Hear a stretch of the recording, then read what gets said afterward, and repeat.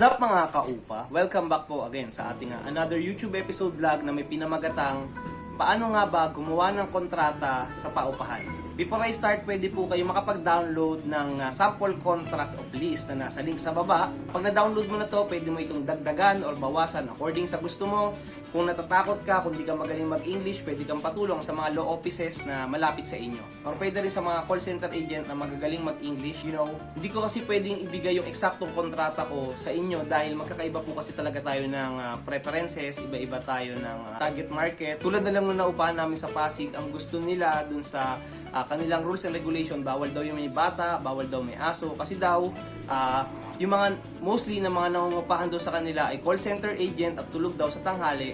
Kaya nirerespeto namin yun. Yung nga lang, di na kami nagtuloy dahil may aso kami. Yung mga babanggitin ko dito, mga tips, yung iba naman mga ideas, na pwede nyo kunin kung gusto nyo, at kung ayaw nyo yung sinabi kong tips, pwede nyo alisin para magkaroon kayo ng general idea how to make a contract of lease para sa inyong mga mangungupahan someday. Sa totoo lang, yung mga notarized law offices sa mga gilid-gilid nyo tulad nyan, may mga format din sila ng mga contract of lease na pwede nyong hiramin or hingin. Actually, hindi pala hingin, binibili pala sa kanila. Dati nakabili ako sa kanila yan, siningil nila ako ng 200 pesos additional, yung iba naman 400 and sometimes 500 or more pa.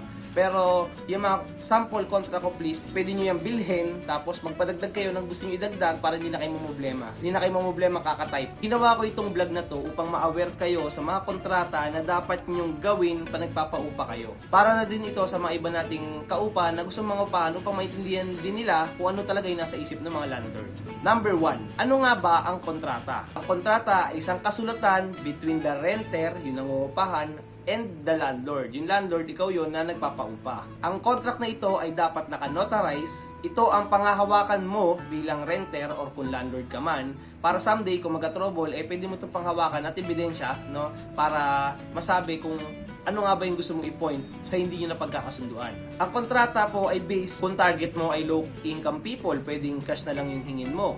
Tulad ko in my case, ang target market ko is middle class with small family. Tulad ng mga may dalawang anak or tatlo, sa ganyan. Depende sa'yo, example lang yan ha. Number 2, ano nga ba ang nakapaloob sa kontrata? Typically, nakapaloob dito yung bawal at hindi bawal. Example, ang bawal lang maingay. Lalong-lalo na pag 10 PM na onwards dahil may curfew na. Tapos yung iba naman, ang gusto mo lang kunwari is 3 to 5 person lang. Pwede rin naman yan. Kasi sa quantity of people, kailangan magsiset ka rin ng tamang bilang lang dahil hindi ka pwede magpaupa tulad in my case ng 10 katao sa loob ng 30 square meter. Alam ko bawal yan sa City Hall or sa government. Pinagbabawal nila yan. May tamang bilang lang talaga based sa square meter. Pero it's up to you pa rin. Kung ano sa tingin mo ideal, quantity ng tao, pwede na yun. So, kunyari, no, may 25 square meter kang paupahan na kwarto, hindi ka dyan pwede magpatira ng 20 or 30. Example lang yun ha. Dahil hindi ito magiging livable at maaaring mareklamo yung unit na yon ng ibang tao or sa paligid dahil possible maging maingay yung paligid na yon. Yung iba namang kontrata, nilalagay nila doon bawal lang pets kung ayaw nila. Pero ako kasi pet lover ako, naglagay ako na pwede rin isa lang. Yung iba naman, bawal daw may bata. Yung ibang reason ng mga landlord na nakakausap natin dahil daw nga yung iba maingay daw, may mga tulad yan sinabi ko na may call center daw na mga nakatira doon, marami daw, possible na mabulabog kung magingay daw yung bata. Sabi nila. Yung iba naman bawal daw yung bata kasi safety reason daw, kasi tulad nung isang nagpapaupa dito malapit sa amin noon, second floor or third floor yata, ayaw niyang may batang kasi possible daw na or prone daw sa disgrasya dahil daw may na-disgrasya daw noon na bata. Kaya okay lang naman yung mga ganung rules. Number 3, ano nga ba ang mga payment amount sa kontrata? Nakapaloob dapat sa kontrata ang eksaktong presyo ng monthly rent, deposit, security deposit, at mga amount payment na pwede nilang bayaran kung sakaling masira nila yung unit. Pero sa totoo lang, may 3 klase kasi nasira yan. Yung una, yung man-made, kasalanan ni renter. Number 2, yung acts of God, kalamidad, bagyo, or lindol, kaya na-damage yung property mo. Kukonsider mo rin yung mga yan. At huling muli, landlord-made. Kasi may mga times na kasalanan talaga ng landlord ba't nasira yun, tulad ng mga minor na sira na pinabayaan ni landlord, naging problema patuloy ng renter. Isa rin sa mga example ng landlord made, kunwari, no, yung septic tank puno na dahil hindi pinasipsip sa sipsip Poso Negro ba yun, ng landlord. Anong nangyari, na perwisyo patuloy yung naninirahan doon, wala pa yung problema, umapaw sa inidoro yung mga dumi, at naging damage patuloy doon sa bahay nung nangungupahan. Yan yung example ng landlord-made. Yung man-made naman na tinutukoy natin kanina, example, nalasing yung renter, tapos sa kalasingan niya, nabasag niyo yung salamin, yan. Man-made yan, kailangan nilang bayaran yan. Dapat nakasulat din yan sa kontrata. Nakapaloob din dapat sa loob ng kontrata, bukod sa payment, yung simula, kailan matatapos. Kailan marirenew ang kontrata, kailan mati-terminate. Nakalagay din dito kung ilang days ang bago makuha ni renter yung deposit niya after niya mangupahan. And in my case, 30 days ang nilalagay ko kasi may mga times na yung nangungupahan, aalis na lang kukunin yung deposit pero mayroon pa palang pending na payment sa Meralco, Maynilad at internet. Especially yung ngayon na yung internet, meron sila early termination charge. Nag-apply sila ng PLDT, after isang taon, umalis na sila, tapos may PLDT pa rin doon, nakapangalan sa kanila, hindi nila pinaputol ng maayos, tapos nung naputulan na yung internet na yun, nagpatong-patong yung charge sa bahay. Kaya ang mangyayari niyan, mababan yung susunod na mangungupahan doon. Hindi naman maganda yun. Number 4, ano nga ba talaga yung nakalagay sa kabuuan ng kontrata or sa gitna nito, yung mismong body nito? Kapag gumagawa ka ng kontrata, dapat straightforward ka. Huwag ka magpapaligoy-ligoy. Dapat direct to the point yung mga gusto mong sabihin. Any error or small error sa iyong paragraph na sasabihin doon ay maaaring magpatagilid sa'yo someday at magka-problema ka man dyan. Dapat clarified or sakto talaga yung sasabihin mo, yung mga or may or and, dapat lahat ng yan sakto para hindi ka tumagilid. Dapat yung ginagawa mong kabuuan ng kontrata sa kabuuan nito, dapat ini-explain mo sa renter maigi kasama nung witness niya na adult na. Kasi kasama sila sa paper sa kontrata witness, signed by renter, signed by witness. Para kung sakali magka-problema someday, meron kang evidence, merong nagwi-witness pa habang in-explain sa kanya. I remember po dati nag-work ako sa Jollibee as assistant manager. Tapos po may nag-rent po ng second floor namin as bulk order na minimum lang actually noon 3,000. Pwede mo i-rent yun ng 2 hours. Ang bill nila umabot ng 3,000 yata may get to 5,000. After 2 hours, sinabi namin sa kanila na tapos na po yung kontrata nila or yung oras nila doon at nagalit sila, nagreklamo, kakasuhan daw kami. Pero kahit kasuhan nila kami, hindi sila mananalo dahil nga pinaliwanag namin ulit sa kanila na may kontrata kayong pinirmahan at kinausap namin kayo dito at pinaliwanag namin maigi sa inyo na 2 hours lang talaga kayo pwede mag-stay. Dahil above that, kailangan nyo mag-extend ng 1,000 pesos per oras yata. Kung di rin kakamalino na. Ayaw na nila mag-extend, umalis na lang po sila. Sa totoo lang, kahit magkasuhan kami nung Jollibee versus doon sa customer, matatalo yung customer dahil nga may kontrata po silang pinirmahan at naipaliwanag naman ito maigi. May CCTV pa. Dapat sobrang detailed at puno at lahat nandun na dapat sa kontrata. Wala nang pahabol. Dapat kung ano yung sinulat mo, yun na yun. Pagka sinabit mo sa may law offices, dapat kompleto na yung kabuuan mula sa head, sa body, ng kabuuan ng kontrata mo upang mas maging maganda yung kontrata na gagawin mo. Number 6, dapat isaalang-alang mo bakit mo nga ba ginagawa ang kontrata. Tandaan mo na ginagawa mo ang kontrata hindi upang gipitin yung mga renter mo. Ginagawa mo ito upang magkaroon kayo ng equal rights, equal justification ba ang tamang term, para kung sakali magka-problema someday, meron siyang laban at meron ka ring laban. Pero hindi natin ginagawa to para maglaban kayo someday formalization and documentation ito at tungkulin ito ng landlord upang mas maging successful yung pagpapaupa niya. Example nito, no, na pagkasunduan nyo na sa kontrata na ang upahan nyo is 5,000 pesos. Ngayon, afterwards, nagreklamo yung renter, uy, 3,000 lang sabi mo Ngayon, pwede ka may papapakita kang dokumento na, ito, nagpirmahan tayo 5,000, umuo ka pa nga, nagbayad ka pa nga ng advance. Yung mga ganong klaseng cases. Pero dapat naman, ang kontrata mo, hindi lang puro basta patigasan lang. Dapat makatao rin at law-based. Ibig sabihin, alinsunod sa batas natin. At makatao, ibig sabihin, huwag ka naman masyadong walang ya na landlord. Dahil pag naging mabuti ka sa mga renter mo, magiging mabuti rin sa'yo yung mga pakikitungo nila sa'yo. Dapat, pag gumawa ka ng rules, ma-justify mo talaga kung bakit yun ang gusto mo. Sa totoo lang, privilege lang naman talaga ni renter ang mangupahan. Hindi naman niya talaga rights yun. Privilege lang na binibigay mo dahil pinayagan mo siya mangupahan sa'yo. Marami kasing renter ang nanloloko sa landlord. Likewise, meron ding landlord na nanloloko sa renter. Huwag niyong gagawin yung mga ganyan Kaya mabuti na may contract kayo para walang lokohan na mangyayari. So kung ayaw pala nila sa usapan at kontrata, so kung may problema sila at ayaw nila sa kontrata, maaari sila maghanap ng ibang paupahan. Ganun lang naman talaga yun Kung ayaw mo sa contract, huwag ka pumirma. Kung gusto mo sa contract, pumirma ka. Kung ayaw mo, hanap ka ng iba. Kung gusto mo, mangupahan ka dyan. Masakit man sabihin, parang nagiging master ni renter si landlord. Kasi wala nga silang nagiging choice. Kasi yun yung landlord mo eh. Kung ano yung rules niya, abide by it. May lumapit po sa akin kamakailan na pumirma daw sila sa 2 years contract na paupahan. Ika-siyam na buwan pa lang nila or basta wala pa isang taon, lumabas yung mga problema ng bahay. May tumutulong tubig sa bubong, sa kisame, umaapaw yung septic tank.